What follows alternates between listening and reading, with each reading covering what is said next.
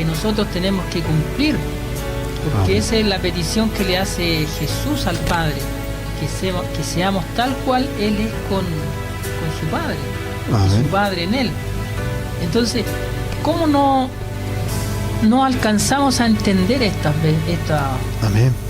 cosas, hermano Juan Carlos? A veces, como le decía yo delante, las leemos, las estudiamos, algunos las entienden, otros no las entienden, pero el que la entiende aún así no cumple tampoco con este deseo de Jesús.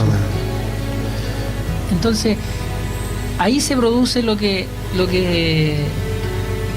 nadie quiere y lo que realmente se ve en la iglesia, divisiones, ¿cierto? Amén.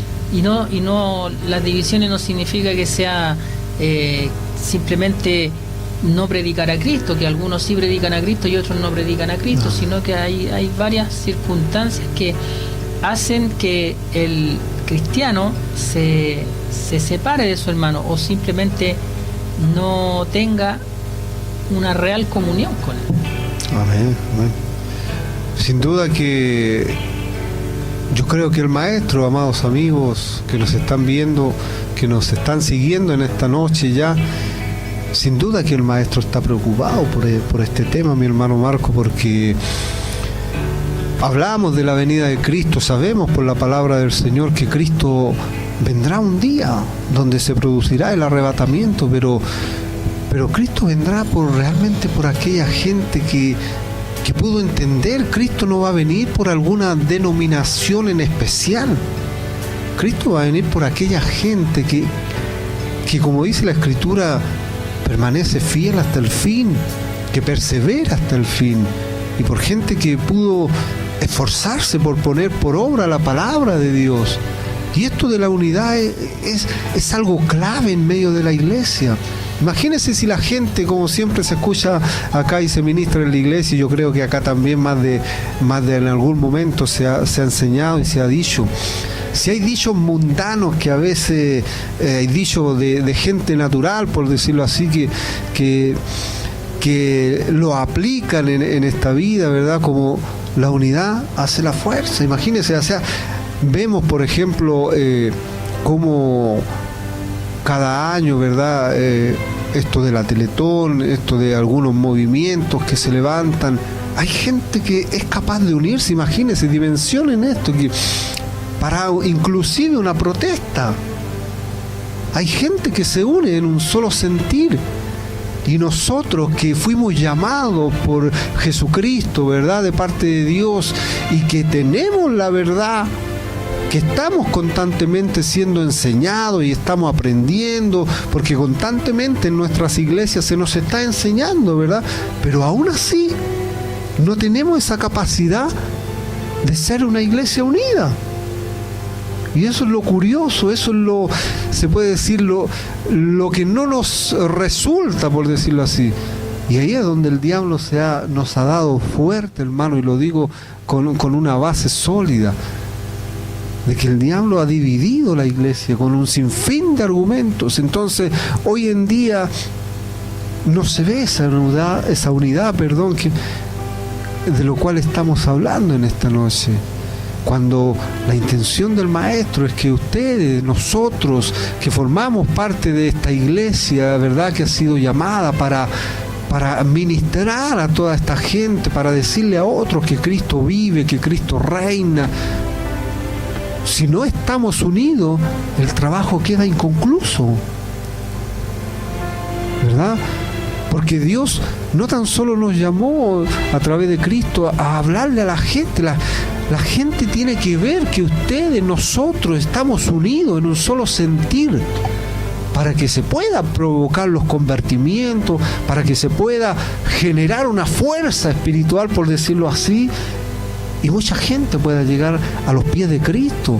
Pero si no nos ven a nosotros, que somos los que tenemos la verdad de Dios, ¿verdad?, si no nos ven unidos a nosotros, ¿cómo nosotros le podemos pedir a los demás que se unan si entre nosotros no somos capaces de unirnos? Es verdad, hace la semana pasada conversamos algo similar con Carlito, en cuanto a estábamos estudiando las bienaventuranzas con Carlito. Y es verdad, pasa esto en nuestras congregaciones, pasa esto, y en la iglesia, en el cristiano en general se ve lo que usted decía, no hay esa unidad que tiene el mundo. El mundo pasa por dificultades, pasa por problemas graves, hay situaciones difíciles y se apoyan, ¿cierto? Se ayudan también económicamente. Exacto. Ahí es donde el capítulo de Mateo 5, donde habla bienaventurados los misericordiosos. En nosotros no existe esa real unidad o esa total unidad en la cual deberíamos unirnos en los casos extremos de aflicciones de los hermanos. Sin embargo, el mundo se reúnen, tienen esa capacidad, hacen obras de caridad, de solidaridad. Ellos hacen sus bingos para ayudar a la gente, a sus vecinos, hacen un montón de cosas para poder ayudarse entre ellos. Si bien es cierto, eso está bien, es bueno, está bien. Sin embargo, tienen mucha falencia en la parte espiritual, ¿verdad? No tienen a Dios, obviamente no lo tienen. Pero nosotros sí lo tenemos. Pero no tenemos, muchas veces no tenemos lo que esa cuota de solidaridad, esa cuota de misericordia que sí tendríamos que tenerla por obligación, ¿cierto? O sea, a nosotros no nos debería faltar. Quizá, hermano Marco, a lo mejor la misma gente que nos está siguiendo en esta hora dirá, pero es que somos todos diferentes, hermano. Está bien. Y yo puedo corroborar eso, pero ¿sabe?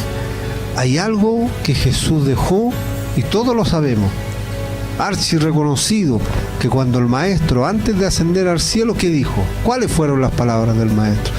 Yo les dejaré el Consolador.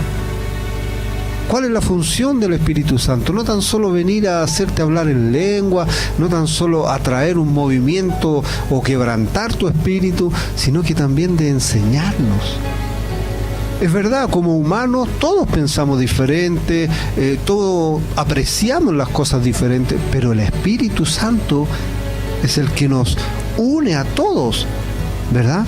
Independientemente sea la congregación que sea, si hemos creído en Cristo, ¿verdad? Si nos hemos arrepentido de todo corazón y hemos seguido los pasos del Maestro, el Espíritu Santo es clave en cada uno de nosotros. Por lo tanto, ese sentir debiera estar en todos nosotros, independientemente de lo que pensemos en forma humana, ¿verdad? De cuál sea nuestro pensar.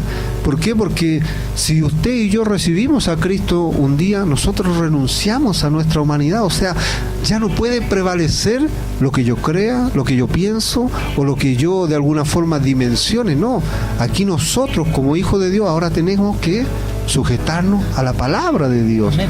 Y Cristo nos está pidiendo así, y hasta el día de hoy, ustedes lo pueden corroborar en la Biblia, hasta el día de hoy, Jesucristo está clamando delante del Padre. Imagínense qué tremendo. O sea, no tan solo Jesús se conformó con venir a ofrecer su vida en sacrificio y propiciación por usted, por mí, aún por los que todavía no le conocen, sino que está a la diestra, dice la Biblia, del Padre, clamando por cada uno de nosotros.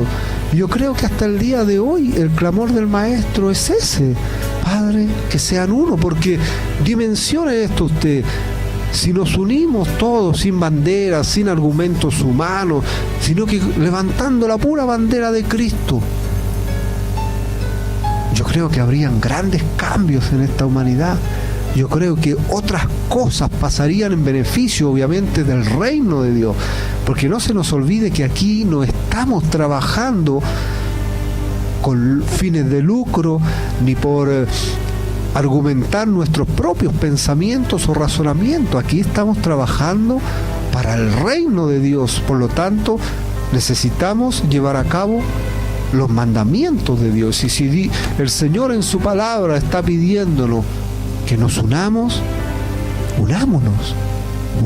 dejemos los argumentos humanos de lado y unámonos, porque ese es el sentir, ese es el deseo de Dios, que usted y yo como iglesia ahora en Cristo, ¿verdad? Que formamos parte de la iglesia del Señor, podamos ser gente unida, podamos ayudarnos mutuamente, no tan solo, como decía usted, mi hermano Marco, en la área social, en la área económica, sino que también espiritualmente, que es donde está la mayor riqueza del ser humano, en este caso de nosotros los cristianos.